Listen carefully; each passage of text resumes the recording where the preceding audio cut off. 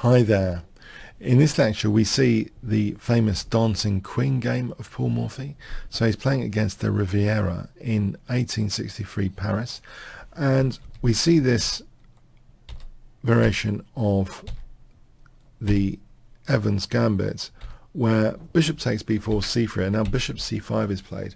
So from a modern engine perspective, d4 does seem like the most accurate, but the problem is we need to follow up with extreme accuracy to see any of this theoretical advantage.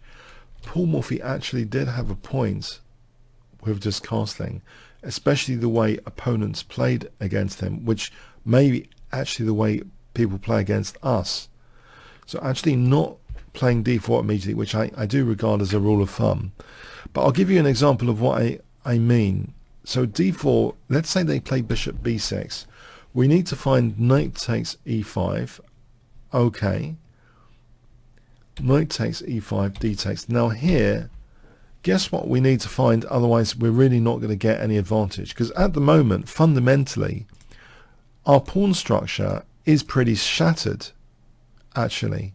It looks like visually shattered, because it is. Look how compact the black pawn structure is. If we don't find bishop a3, we're not going to get any advantage at all here. That bishop is in a really good location on b6. Say we don't play bishop a3. Say we just castle. Knight g6. Now we can't move our f pawn. It's pinned. We try and protect. Let's say we try and protect e5. They have queen e7. And it's a bit like in the Albin counter gambit, actually. It reminds me of that, where black's going to collect that pawn. And black collects that pawn, leaving us fundamentally with a worse pawn structure here. Black's just with a small edge. We've got a worse pawn structure. That bishop is also a decent piece. Black's pieces are also pretty decent here. So actually, we only get a theoretical advantage here after knight e7 if we play bishop a3. It's like the only move for any advantage. And let's say castle d6. Yeah, that with that knight pinned, so it's important to have that pinned knight.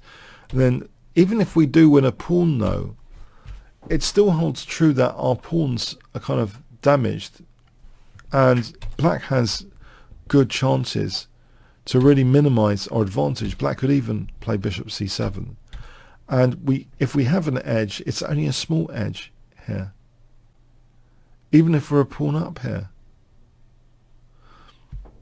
So yes, this is like a very narrow, thin line that we're talking about. If black also played queen takes d6, if we played, instead of bishop takes d6, if we had played queen takes d6, knight g6 holds the rook on f8, so there's no queen takes f8, the knight can recapture. And let's take this position. This is also, basically, it's bordering on equality here. Even though we're a pawn up, black's got better pawn structure and really dangerous pieces. Both bishops are very good. So actually, you know what, Paul Morphy did actually have a point by not playing d4 immediately. There are some, even from a theoretical perspective, what happens in practice after castling, it's not just this game, there are other game examples that in practice, after Paul Morphy castles d6, he plays d4, and players are playing e takes d4, which is actually a mistake here and leaves white more comfortably better than anything we've seen in those other variations. Black should play bishop b6. And in the case of d takes e5, queen takes d8 check, black needs to counter gambit the pawn, not hold on to the pawn on e5, in order to protect f7. And then here, either f6 or knight f6 is an even position. Yeah. So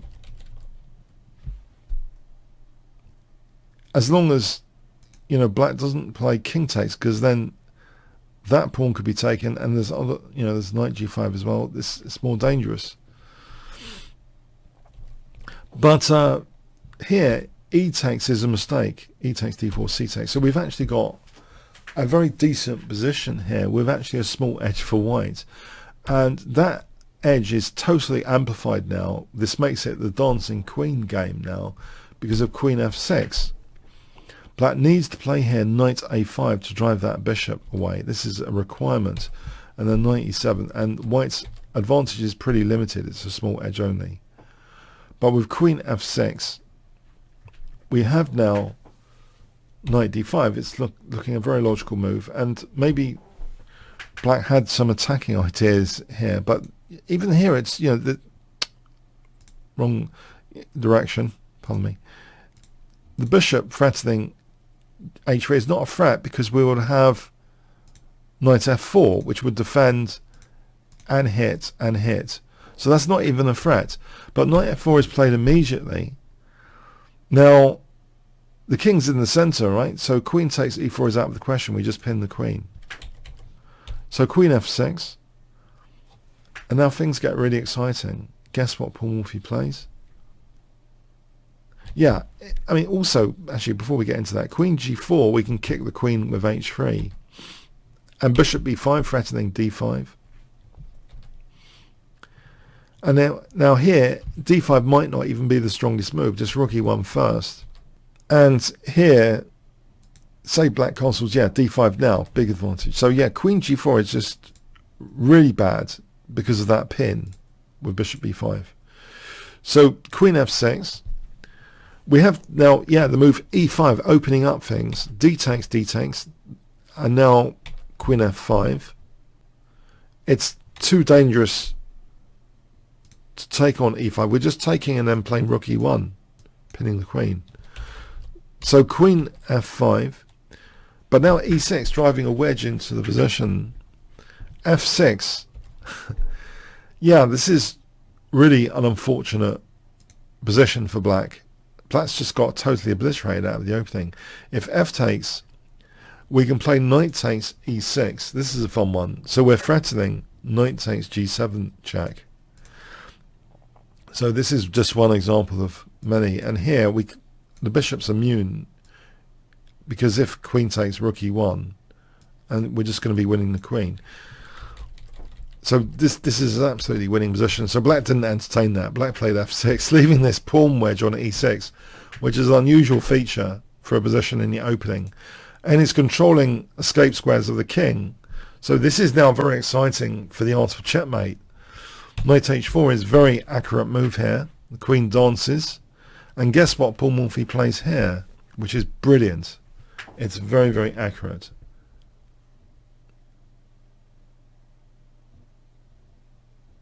It's bishop e3. It's like a deflection. We want queen h5 check. We want to play this queen h5 check.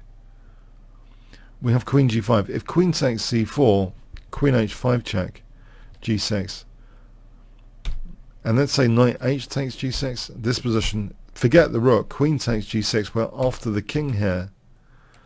Rook d1 check, knight d4. Then we can play this.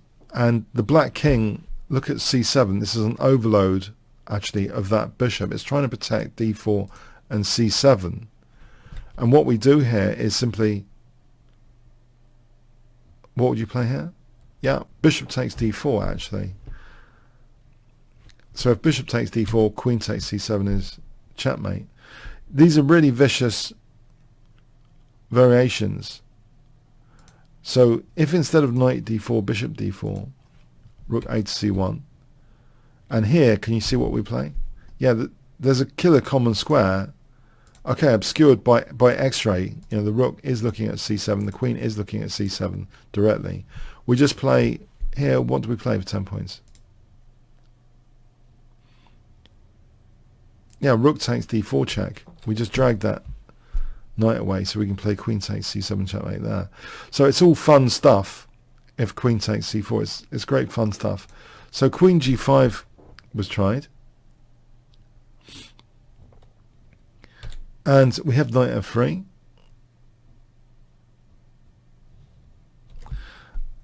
Also, you know, knight d5 is interesting here. If h4 drops, bishop takes b6, and then knight c7 check, and then here queen a4. This position, black's in big trouble. Yeah, there are a lot of variations here. We're threatening queen a3 check here. This is also big trouble for the black king. Look at all the escape squares we've taken with the pawn, which makes all this, you know, very possible. So okay, knight f3, though we have queen a5, bishop takes b6, queen takes b6. The queen is asked to move again, queen a5, and now knight d2. There's no rest for the queen because now knight b3 is coming. We have knight d4. If bishop takes e6, knight b3, queen a3, we have knight takes c7 check and just taking on e6. If king e7 here, yeah, again, just knight takes e6. So knight d4 is tried. But now knight b3, knight takes, a takes, and again the queen's hit, dancing queen, queen c5, and now white can actually play this queen h5 check now, and we have got an x-ray on the opponent's queen, which means now that g6 is impossible. This wasn't played. What would you play here for 10 points? Yeah, knight takes f6 check, opens up an attack against the queen. We just take the queen. And if king f8, we just have queen f7 checkmate. So black plays king d8 by elimination. But now just rook a d1 and black has to resign. If queen d6, knight f4, so as well as taking the queen, we can actually play queen f7 here with the threat of queen f8 checkmate. And say knight e7, we can play sadistically queen takes f6. And now just take on d6. This is all crushing, basically. This is absolutely crushing this position. It's all over, of course. Okay, so it's a fun game. And there are important Morphy games lurking beneath this particular variation where I have said that the rule of thumb against any bishop move is to play d4 immediately. And especially, it seems lucrative, especially against bishop c5. But Morphy did have a point, and he had these highly instructive games with casting. He does have a point, because players tend to play e takes d4 later, and maybe that's the case when we face, you know, our opponents. Maybe they're also it's a bit of a surprise move, therefore, if it's not the top engine choice. And players may be playing like this against us. We're getting a decent enough position to work with here, for sure. And especially after queen f6. So this epic game, exploiting the queen, dancing all around the place.